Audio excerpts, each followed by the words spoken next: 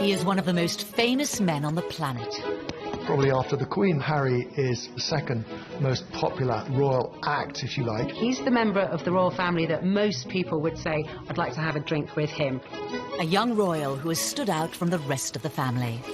Harry is very accessible. He's very cheeky, he's very funny, he plays around with the press, and he's very naughty, and I think Britain adores him. But behind the smiles, Prince Harry has had to face unique difficulties.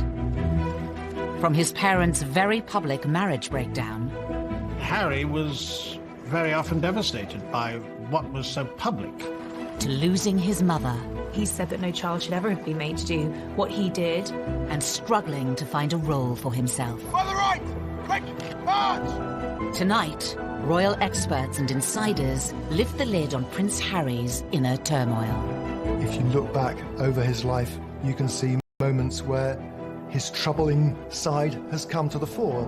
And we reveal how the problems of his past led him to his present path. Harry blames the media for the death of his mother. He was determined that they wouldn't do for Meghan what they did for Diana.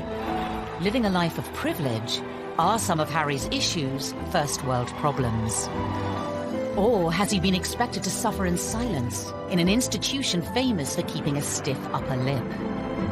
I think he's very warm, I think he's very fun-loving, but I think he's also quite troubled, and he's quite open about that. He is quite conflicted when it comes to balancing his private and public life, and really always has been. He said he wants to be ordinary. He can't be ordinary. He is a member of the royal family.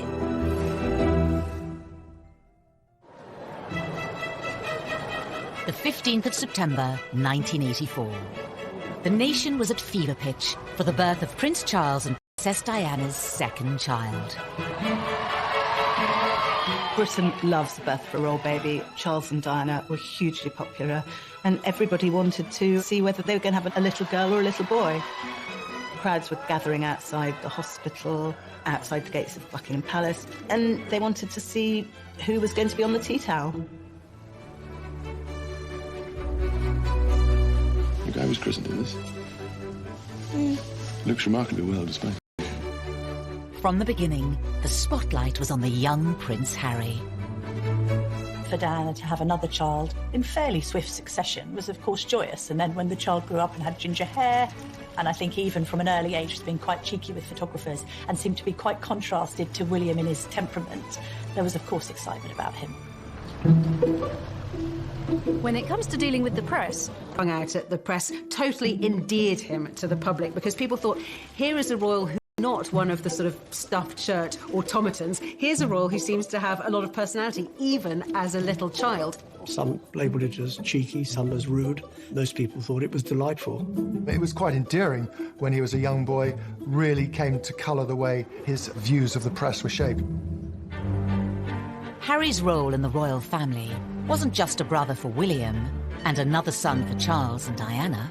On paper, Prince Harry's start in life was incredibly privileged, incredibly lucky, but actually in reality, being born as the younger brother of the future King of England is a very difficult position to be born into. Of course, they're known rather unkindly as the spare.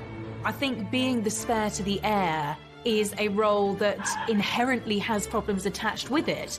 You know, if you look at the heir, if you look at Prince William, his role has always been defined. What he's going to do has always been clearly outlined. Harry, like spares historically in the royal family, has had to find a role for himself. To some, Prince Harry grew up in the shadow of a brother destined for the throne. He was always less than his brother. The late Queen Mother used to invite Prince William over for tea and talk to him about his future, and not invite Prince Harry. The Queen Mother always made sure that Prince William was seated in a prominent seat next to her, and Harry never was. Diana would take the two boys to Highgrove in Gloucestershire. And on this particular occasion, Diana was driving. I was sat in the front, William and Harry in the back. You know, they clearly got off to a bad start because they were both arguing before we even left. Harry out of nowhere just said, William, you know, one day you'll be king. I won't. It doesn't matter. Therefore, I can do what I like. You can take that comment two ways. It can indicate envy, if you like, that William's got this great future as king, but also there's an element of, I'm free. I'm going to be able to choose my own role in life. While the young princes may have been aware of their unequal positions, their parents were determined to raise them the same way. Diana was very conscious that she wanted the palace to treat the boys equally and to give Harry as many opportunities that were afforded to William. You know, Diana was very fair about how she treated them. There were no favourites, as I saw it. Prince Charles shared Diana's concerns about making sure the boys shared things in their early years, but certainly other more senior members of the family privately would say, well, this is nonsense. I mean, William is the future. All our efforts must go into educating William. It was William who the Queen would invite for lessons in kingship, if you like, when he was at Eton and she was at Windsor Castle. But while Charles and Diana tried hard to keep their sons happy, their own relationship faltered. That with regret, the Prince and Princess of Wales have decided to separate. Harry had many problems that many people in the West have all the time in growing up in a broken home. But his broken home was exposed on a most extraordinary scale. The entire planet tuned in to learn every detail about the Charles and Diana separation and divorce, and inevitably the focus on Harry and William followed. Harry was very often devastated by what was so public. He couldn't understand why his mother would wish to be so public with so much of her life. Harry was always the baby of the family, and whether it was at school or whether at home, every effort was made to shield him from the newspaper headlines and to protect him from his parents, who really, by that stage, were in a pretty bad way. The War of the Waleses saw Charles and Diana's separation and divorce play out on the front pages and to TV audiences of millions. For the children to hear both parents to come on television at separate times, to admit to having affairs and to admit to how happy they both were when these kids were at boarding school. Can you imagine how cringe-making it must have been for them? Highly embarrassing. And I don't think that makes them secure. In later years, Harry would admit his parents' divorce left him feeling like he didn't spend enough time with either of them. I think Harry found it quite difficult kind of being shared between parents and spending some time at Kensington Palace with Princess Diana and then going to Clarence House and then to Highgrove, his father's property in Gloucestershire. In this sense that he didn't really have a permanent home was difficult for him. The divorce was finalised in 1996. A year later came a far bigger blow for the royals, and especially for Harry, at the age of just 12. We have reports from Paris that Diana, Princess of Wales, has been killed in a car accident. Harry really did feel the loss of his mother. Being the youngest, he was, as much as William was close to his mother, he was probably a little bit closer. It's incredibly difficult to lose your mother at such a tender age, especially if you're in the public eye. And I think that Harry's had a unique set of circumstances to cope with.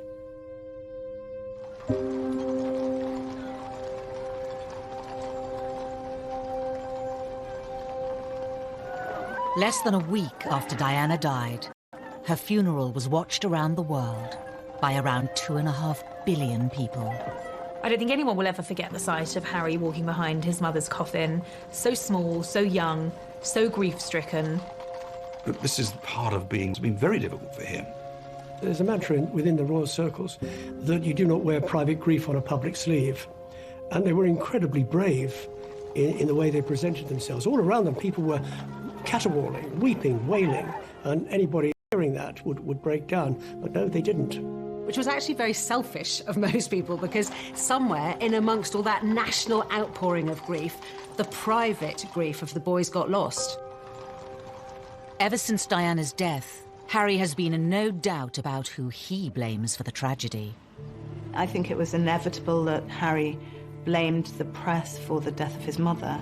In fact, it was much more grey. There were a lot of photographers outside the Ritz Hotel, but both Diana and Dodi chose to go out that evening. Being part of this family and this role and this job, every single time I see a camera, every single time I hear a click, every single time I see a flash, it takes me straight back. So in that respect, it's the worst reminder of her life as opposed to the best. For 2 decades, Harry said very little about losing his mother. But in recent years, he has lifted the lid on the emotional turmoil he's been experiencing. He said that no child should ever have been made to do what he did. The experience of that, the trauma of losing his mother, has culminated in years of personal crises for the prince, something that he's struggled with in adulthood. And I think having spoken so openly and courageously about the impact that losing his mother had on him, we now do have some understanding on just how much that has shaped him. Harry revealed he had been seeing a mental health professional to help him with his grief. It was a big surprise when Harry came out and said he'd had these mental welfare problems, the fact that he'd sought help, treatment. We learned that it was William who had not forced him, but said, you've really got to get some help here. We also learned that he'd taken up boxing to try and control his aggression, and the aggression was a consequence of his mourning, and he was still dealing with his grief over his mother's death. But it would take nearly 2 decades for Harry to seek help. In the years after Diana's death, the young prince would deal with his troubles in a very different way. The sadness and the grief would make him behave in a very inappropriate way. He had problems with excessive drinking and also problems with drugs.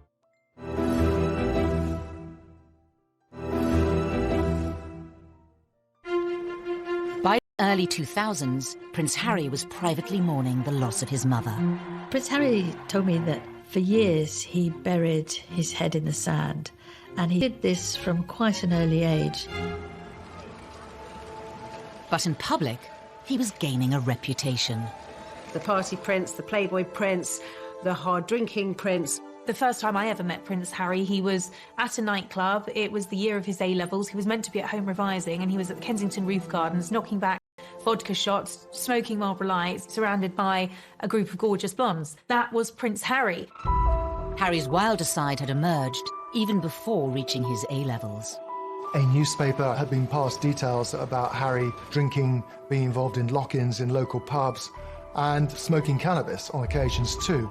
You can really understand how a lonely, privileged, unhappy prince would end up drinking and smoking and taking cannabis to fill those hours and to hang out with people who he thought really liked or even loved him. 16-year-old Harry was made to visit a drug rehabilitation clinic by Prince Charles to educate him on what could happen if he didn't change his ways. But just a few years later, it wasn't country pubs Harry was visiting. There had been a series of photographs of Prince Harry falling out of nightclubs late at night with various girls and all the rest of it. He was clearly in party mode. In 2004, Harry had an altercation with a photographer while leaving a West End nightclub. There are two sides to that story. On one hand, the photographer saying that Harry lunged at him, possibly after a few beers, and the palace saying that the photographer had knocked him with his camera. Was this kind of behaviour just part of growing up, or did his troubles run deeper? Harry's naughtiness was sometimes just boyish, but other times was really a symptom of his deep grief. It was outlets for his despair, I think. Everything he did was always going to be examined with microscopic detail. He couldn't, in other words, get away with the kind of things that many of his teenage friends could. It was obviously also storing up that sense of resentment that Harry came to have against the media. No one's making judgments, you're just being reported. And actually, some of this has helped to fuel your popularity. People love a royal rebel at the end of the day. Regardless of public opinion, Harry has been open about his feelings towards the media. He admitted to reading coverage about himself when he turned 21. They still upset me and I still read them. Why, I do not know, but I have to read them just for peace of mind, just to know what they've written and to see who wrote it and see who took the photographs, write that down for later. But there was one newspaper report about Harry's behaviour that upset many others. In 2005, while attending a costume party, Harry wore a swastika armband. That was an episode that happened and he was fully protected by the royal machine, and yet it still happened. It was a gradually, sir, this is a really bad decision. Don't wear the Nazi costume. I thought it was actually quite unfair at the time, and I still think it was quite unfair. It was clearly not a political statement. It was clearly a stupid teenager doing a very stupid thing, thinking it was funny. Harry apologised for it. He said it was something that he regretted. It happened on the eve of him joining Sandhurst. The Royal Military Academy, Sandhurst. In May 2005, Harry spent nearly a year here, training to be an officer cadet in the army. Something he'd wanted for a long time. One of the things that we saw very much with Harry growing up was the fact that he absolutely adored the military. I remember him as a 5-year-old strutting up and down the road at Kensington Palace in army fatigues. Harry excelled in his training and was commissioned as an army officer in April 2006. I think Harry found purpose in the army. I think he found safety in the army, ironically, because of course it wasn't safe, but I think he found emotional safety in the army. The army allowed Harry to feel normal. That's what he wanted. It's completely normal. It's as normal as it's going to get. I'm one of the guys. I don't get treated any differently. Even though Harry felt normal in the army, the rest of the world couldn't forget he was a royal. And that brought problems. When he was told he couldn't serve on the front line, he was absolutely furious and wanted to be treated like any other soldier. I have decided today that Prince Harry will not deploy as a troop leader with his squadron. There was a U-turn on a decision to deploy Harry to Iraq in 2007 over safety fears. I joined the army unless I thought I was going to. Simple as that. If they said no, you can't go front line, then I wouldn't drag my sorry ass through Sandhurst, and I wouldn't be where I am now, because the last thing I want to do is have my soldiers sent away to Iraq or wherever like that, and for me to be held back home twiddling my thumbs thinking, well, what about David, what about Derek? At that time, everyone else was going to Iraq, and he felt he should too, and it was enormously frustrating for him. Eventually, Harry was allowed to serve in combat zones. In 2008, it was revealed that he had been deployed to Afghanistan. The day he flew out, he was ecstatic, really. He said that being in theatre in Afghanistan, you know, something that most people would find frankly terrifying, was as normal as he was ever going to get, and he loved it for that reason. But his time on active duty was short-lived. A media blackout was imposed on Harry's posting for his protection until an Australian magazine revealed where he was, and he was forced to leave. He'd had his opportunity in Afghanistan cut short. He could see which way the wind was blowing. It was unlikely he'd get another retraining to become a very competent Apache helicopter pilot, and this allowed him to have a second bite at the cherry and to go back out there. On his second deployment, the media were allowed much more access to Harry. Not that he was happy about it. And so what do you think the public perception of Harry is? I don't know, it fluctuates. It depends on what the media want to write, I suppose. I mean, you know, I'm out here doing a job and I really enjoy it. I never wanted you guys to be out, but there was an agreement made to invite you out on the deal that the media didn't speculate before my deployment. That's the only reason you guys are out here. Harry may not have wanted the cameras there, but it did give the world a chance to see him in his element. If you speak to anybody in the military, they will always say he was absolutely fantastic. Being dragged away from my guys, I think it was all done, it wasn't done in the wrong way, but it was just...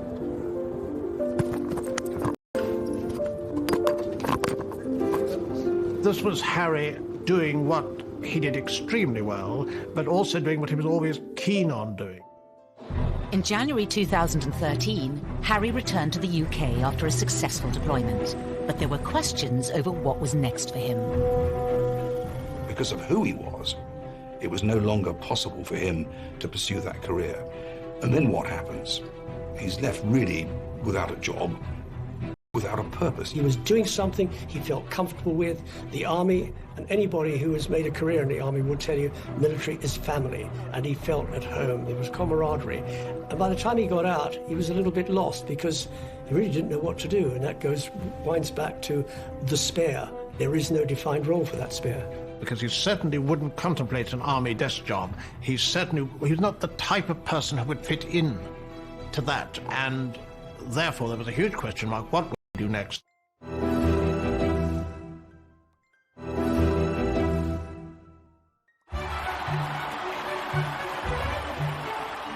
In April 2011, the world watched as the future King of the United Kingdom married his Queen. Best man Prince Harry was by his brother's side as William officially settled down. Roger, if you can call 20 seconds and I request And as low as possible. But in between his army tours, was Harry ready for the same thing? They're still talking to you. Or did he still have some growing up to do? The Americans arrived, all is well in the Empire. It didn't seem then that he was yet quite ready to settle down. Oh, there it is. Yes, Harry was a prince, but he was... 2012 was, of course, Harry let loose in Las Vegas. In a Las Vegas hotel, however, it is most unwise to play strip pool. According to the advertisement, what goes on here stays here. In Harry's case, it certainly didn't. Once again, Harry was front-page news for all the wrong reasons. For some, it was Harry the lovable rogue. The tabloids ran the images of him basically stark naked, covering his crown jewels, I think. There was no wrongdoing there. It was a bit of harmless fun. And what's been interesting about Harry is actually quite a few of these episodes have endeared him to the public even more. But Harry was still struggling to reconcile the role he had been given at birth and the man he was becoming. Probably let myself down, let my family down, let other people down, but at the end of the day, you know, I was in a private area and there should be a certain amount of privacy that one should expect. But, you know, it was probably a classic example of me probably being too much on me and not enough Prince, is a simple case of that. After Harry's second tour of Afghanistan, he found a way to combine being a prince with his passion for the military. Your stories move, inspire and humble us. You prove that anything is possible if you have the will. Welcome to the Games. Welcome to Invictus. He founded Invictus Games, helping disabled and wounded men and women from the services. Invictus was also a way for Harry to address his own troubles, as Angela Levin discovered when she interviewed the prince. I said, well, my first question, Your Highness, is that I've seen you on so many occasions with people who are damaged, with young teenagers, ex-servicemen and women, and you are completely brilliant with them. You know what to say and the way to say it. And I wondered whether you were using these occasions to also help yourself with your own mental health issues. Absolute silence, and I thought, help, I'm going to be thrown out. Seemed like ages, and then he said, that's a really big question. Silence. And he said, you're right, of course. He felt that he was helping others who were probably suffering the same as he was, because those in the Invictus Games, they're also suffering. This was Harry's way, undoubtedly, of continuing links with the military, which he wouldn't do from a desk job, but wanted to do in the wider world, following his mother's footsteps as well for charitable activities. Harry had created an outlet that gave him a purpose and allowed him to help others. But what about his private life? His relationship with his brother was always close. Every year, he is the one person on this earth who I can actually really, you know, we can talk about anything and we understand each other and we give each other support and everything. They were two peas in a pod. They looked out for each other. We're brothers, not lovers. Right? There's a difference. It's a bit weird. For some, Harry gaining a sister-in-law highlighted the need for him to move on and find his own partner. Inevitably, there was sort of a little bit of gentle mockery about him as a sort of the third person in the marriage of William and Kate on this occasion, of course, because they were so close, they did things together. There's an awkwardness to that scenario, a couple trying to carve their own path as newlyweds, and then a prince who's got a great deal to offer, and which takes precedence and who's more popular when it comes to the press, and how does that work in tandem? So I think there was always friction in that regard with the three of them. Ladies and gentlemen, on behalf of the captain and crew, welcome aboard this flight. We hope you enjoy flying with us. Before takeoff, we would like to encourage all passengers to watch our cabin crew display the safety features of the aircraft. 10, 9, 8, 7, 6, 5, 4, 3, 2, 1, 0.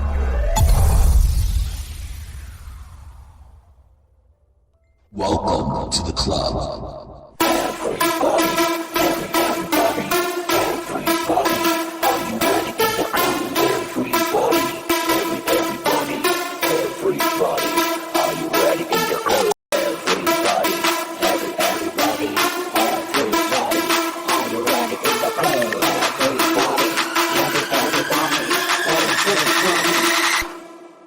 peace.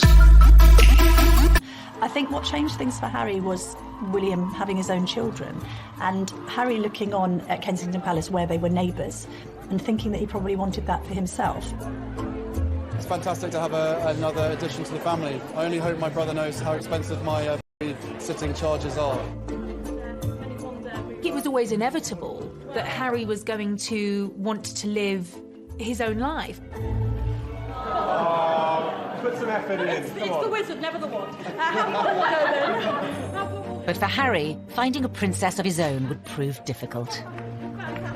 The first love, Chelsea Davy, the girl that he met in South Africa, who he fell head over heels in love with, she had 8 years to look into the goldfish bowl of royalty and to realise absolutely this wasn't the life for her. He lost Chelsea because she didn't like to be in the spotlight. Harry was disappointed, but he was very much younger. Relationship with Cressida Bonus, who was a budding actress. And she, too, didn't like the idea of media intrusion. Media's got a knack of destroying relationships, and she didn't like media intrusion and really didn't want to pursue her acting career, and she walked away. For years, Harry was troubled by his position and the scrutiny that came with it, which would scare women away. It's quite sad when he's one of the world's most eligible bachelors, and at the same time not seeming to be able to find somebody who will take on the job of being in the public eye. There is this sense that they loved him but didn't love the idea of being royal. Meghan Markle entered Harry's life, offering him a genuine chance at happiness. After rumours of a relationship, the pair appeared in public together for the first time in September 2017 at the Invictus Games in Toronto. Meghan was different in many ways. She had a degree of fame and had lived through that herself. She was incredibly accomplished as a public performer, as an actress. It gave her great confidence. She seemed incredibly secure herself, and she was that much older than these girls that had gone before. She'd also, of course, been married, which added an entirely different layer to the relationship. Good grief, you know, Prince Harry is punching above his weight here. There's this amazingly glamorous American actress. When I walked into that room and saw her, and there she was sitting there, I was like, OK, well, I'm going to have to up my game. It was almost as if she was a ready-made royal, and therefore a perfect fit for him. In this strong, striking, confident woman, there was actually someone who was very capable of handling the pressure and the scrutiny of being in the public eye. That was something that neither of his two girlfriends had been willing to take on. But the scrutiny would soon affect Prince Harry and his new girlfriend. He issued an unprecedented statement saying, Meghan Markle has been subject to a wave of abuse and harassment. I did not have any understanding of just what it would be like. I don't think either of us did that. We both said that, even though we knew that it would be. Yeah, I tried to warn you as much as possible, but I think both of us were totally surprised by the reaction after the first 5-6 months that we had to ourselves. You could see that the old thorny issue of Harry's relationship with the press was raising its head again. Quite a lot of the press was very, very charged about her background, headlines like kind of straight out of Compton and all of this kind of thing. There was quite an unpleasant tinge to it. There has been some very negative publicity. Not everything that was troubling Prince Harry was in print or written by journalists. Horrible, horrible stuff on social media, and I'm sure they weren't scrolling through it all the time, but you will see this stuff. You know, they're modern young royals. Of course they're going to be on social media. This time, though, the relationship survived. Harry asked Meghan to marry him. What were we doing? Just roasting chicken and Roasting having... Trying to roast chicken. Trying to roast a chicken. And it was just an amazing surprise. It was so sweet and natural and very romantic. He got on one knee. Having watched Harry grow up, the public saw this as the moment to put his past behind him. They wanted Harry to be happy. They adored Harry, and they wanted him to be content and find the right person. Well, I think that the country were overwhelmed with happiness for Harry, and it all came back to the little boy at his mother's funeral, and then later his heartbreaking confessions about how upset he'd been and how he'd struggled with demons for years, coming to terms with the grief of the loss of his mother. And then he should find this remarkable young woman who had such a different background from him, whom he was so clearly in love with. But was this the beginning of a fairy tale, or the start of another difficult chapter for the already troubled prince? Things were said and done in the run-up to the wedding that both sides regret, but had caused irreparable damage.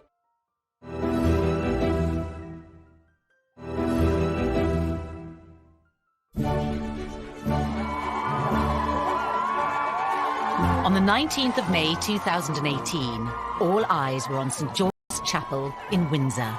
The wedding day was wonderful. Meghan looked beautiful in her dress. Harry couldn't have looked happier. The ceremony itself was so vibrant, it was so new, it was so different, it was so unique to the two of them. And I think it was the start of something very, very happy and very, very special. Nobody can deny that the wedding day itself was sparkling. It was magic. It was like Disneyland. But not long after, Harry was once again facing familiar troubles with the press. The wheels started to come off amid suggestions that the couple had been a bit difficult over the planning of the wedding, and that demands were being made that perhaps weren't quite in proportion with their place in the royal pecking order.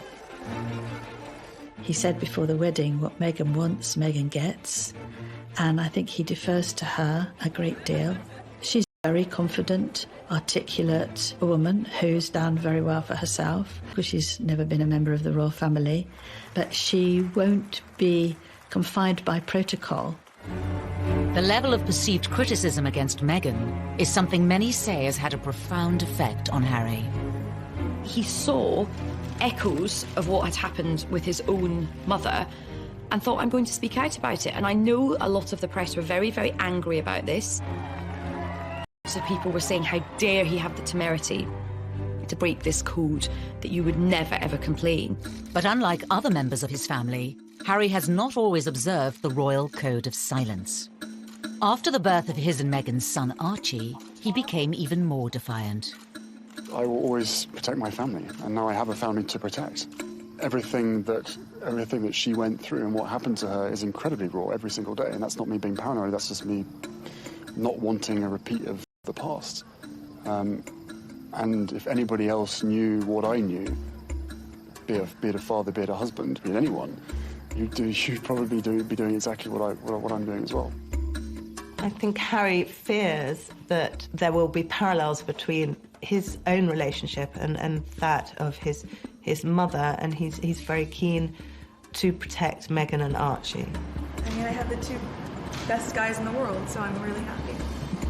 Harry's so protective of Meghan because of his mother and this idea that he doesn't want any other woman in his life going through what Diana went through. The trouble is with that is he has rewritten history somewhat, because although there was undoubtedly a hounding of Diana, there was also a manipulation of the press.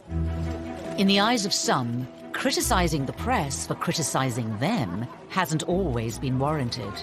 Meghan flew to New York for a baby shower. Now, nothing wrong with going to a baby shower. That's what Americans do. We don't do it so often in the UK.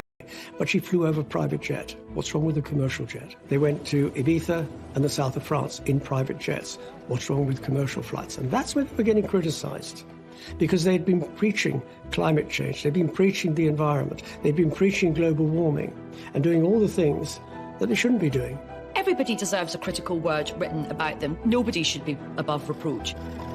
The press accused them of hypocrisy, and there's no question also that they weren't, it seemed, listening to advice or paying much attention to precedent.